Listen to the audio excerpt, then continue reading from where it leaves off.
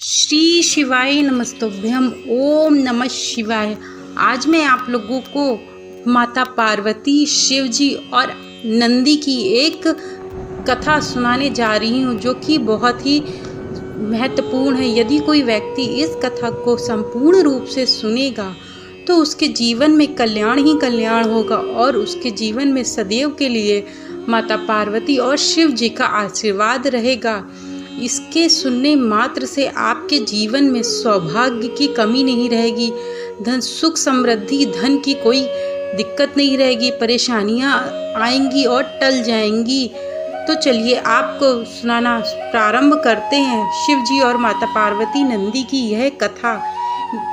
एक बात और, एक छोटा सा निवेदन आपसे है, यदि आप मेरे चैनल पे नए जुड़े हैं तो कृपया करके चैनल को सब्सक्राइब कर लीजिएगा और नीचे बेल आइकन है उसको ज़रूर से ज़रूर क्लिक करिएगा, लाइक करिएगा, शेयर करिएगा। तो चलिए आपको सुनाना प्रारंभ करते हैं शिव पार्वती और नंदी की कथा।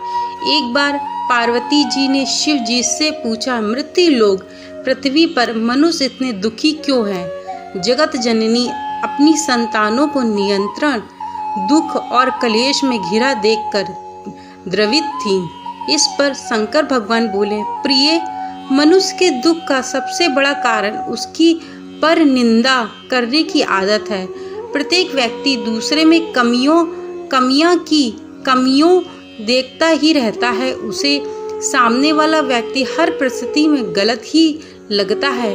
भगवान भजन के स्थान पर निंदा में ही लीन रहता है और अपने आप को महान और निष्पाप सिद्ध करने में लगा रहता है। इस बात को सुनकर पार्वती जी कुछ बोली तो नहीं, पर सहमत भी नहीं हुई।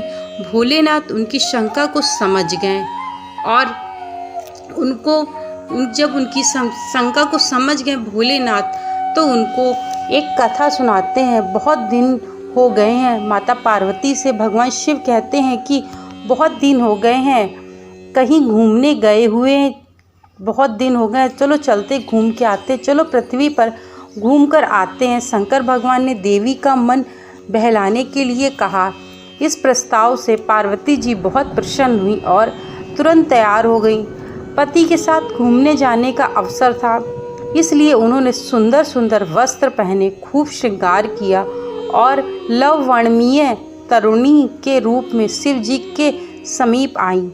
पर ये क्या, शंकर भगवान जैसे थे, जहाँ थे वही वैसे ही बैठे हुए थे।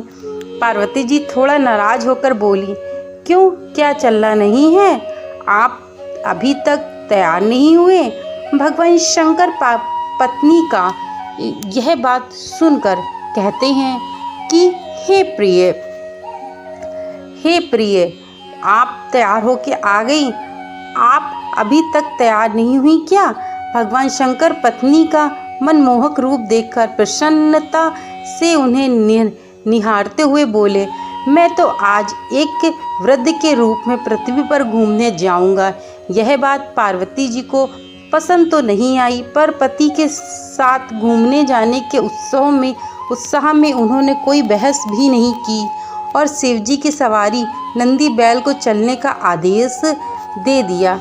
शिव पार्वती और नंदी पृथ्वी पर एक वृद्ध पुरुष, तरुणी सुंदर स्त्री और बैल की सवारी के रूप में विचरण करने लगे। जब वे सब पहले गांव के समीप पहुँचे तो कुछ लोगों की नज़र उन पर पड़ी।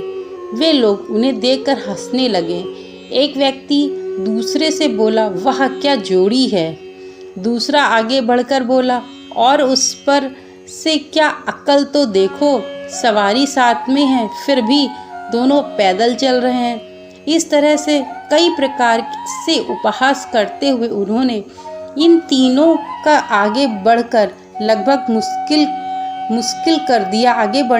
मुश्किल कर दिया और उनका मजाक उड़ाते हुए झुंड बनाकर उनके पीछे पीछे चलने लगे। उस झुंड ने अगले गांव तक उनका पीछा किया। अगले गांव में प्रवेश करने से पार्वती जी ने शिव जी से कहा, लोग मजाक उड़ा रहे हैं, ऐसा करते हैं लोग मजाक उड़ा रहे हैं, ऐसा करते हैं आप नंदी पर बैठ जाइए, मैं पैदल आपके साथ चलती हूँ, जैसी तुम्हारी इच्छा। तब भगवान शिव कहते हैं कि जैसी पार्वती तुम्हारी इच्छा, जैसा तुमको ठीक लगे। तब भगवान शिव भोले शंकर अपनी भारी भरकम देही के साथ किसी तरह नंदी पर बैठ विराजमान हुए। पर यह क्या, पिछले गांव जैसा ही स्वागत इस गांव में भी हुआ, उनका हुआ। लोग तरह तरह के ताने वृद्ध के रूप में भोले बाबा को देने लगे। आपस में लोग बातें बनाने लगे, कैसा बुढ़ा है, कोमल सुकुमार स्त्री पैदल चल रही है और आप आराम से सवारी कर रहे हैं। कलयुग है भाई, कलयुग। मन चलो ने तो देवी का चलना ही दुर्भर कर दिया। किसी तरह भीड़ से बचाते तीनों गिरते पड़ते गांव के बाहर आ गए। अब की बार देवी की थी सवारी करने की। पार्वती जी तरुण स्त्री के रूप में बैल पर जा बैठी और वृद्ध पति के रूप में भोले बाबा के साथ साथ चलने लगी। अगले गांव के कुएं पर स्त्रियां पानी भर रही थी। उन्होंने जब इस विचलित जोड़ी को देखा तो तरह तरह के मुंह बनाकर इनकी तरफ इशारे करते हुए हंसने लगी। तरह तरह के उल्हाने देने लगी। तरुण स्त्री की ओर उंगली करते हुए एक ने कहा, अरे तुझे लाज नहीं आती? बूढ़ा पति पैदल चल रहा है और तू रानी बनी सवारी कर रही है। दूसरी ने बात आगे बढ़ते हुए कहा, आजकल की बहुएं बेटियां तो सारी लाज शर्म घोल कर पी गई हैं। तीसरी ने अपने जमाने की बात को बताने लगी, जमाने के गुण गान कहने लगी। इन सब की बक झकझक की परवाह न करते हुए यह तीनों आगे बढ़ते रहे।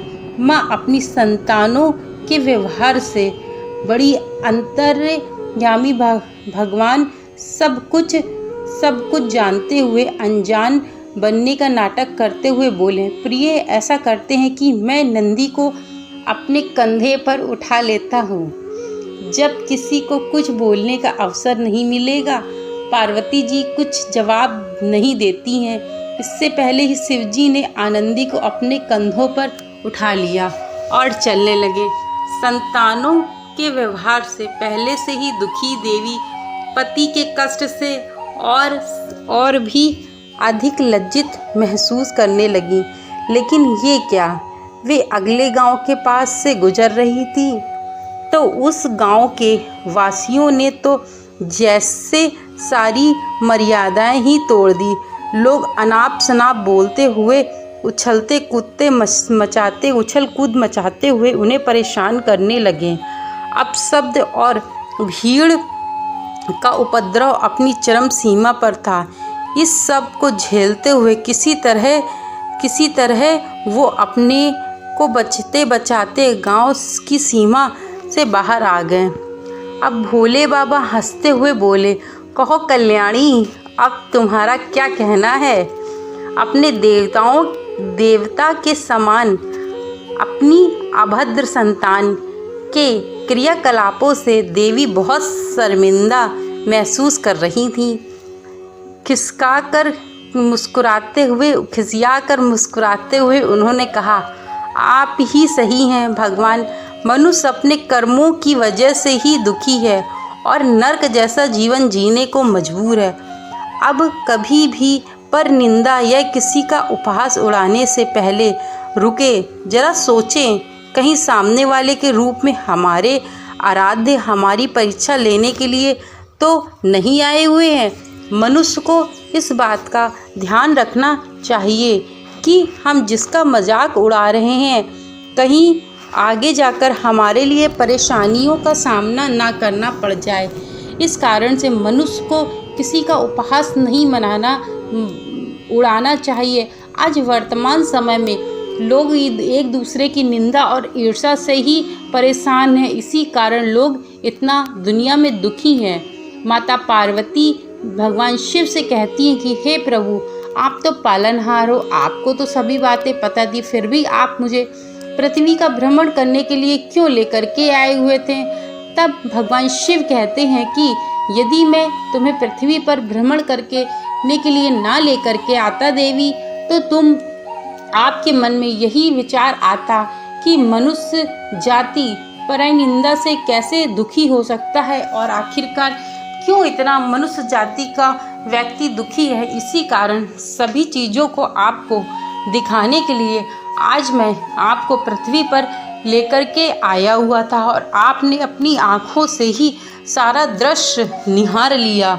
मनुष्य जाति एक ऐसी जाति है जो कि अपनी खुशी से खुश नहीं है, बल्कि दूसरों की निंदा करने से वर्तमान समय में खुश है। यदि कोई व्यक्ति ज़्यादा उन्नति कर रहा है तो भी पैसे कहाँ से आ रहे हैं, इतनी जल्दी इतनी उन्नति कैसे कर सकता है, लोग अलग अलग तरह तरह के विचार उसके सामने रख रहे हैं। आज वर्तमान समय मनुष्य इसी कारण सबसे ज़्यादा दुखी है कि लोगों की वह निंदा करता है। मेरे द्वारा बताई गई ये भगवान शिव और माँ पार्वती की कहानी आप लोगों को थोड़ी सी भी अच्छी लगी हो तो चैनल को लाइक शेयर सब्सक्राइब करना मत भूलिएगा। Thank you so much video को वॉच करने के लिए।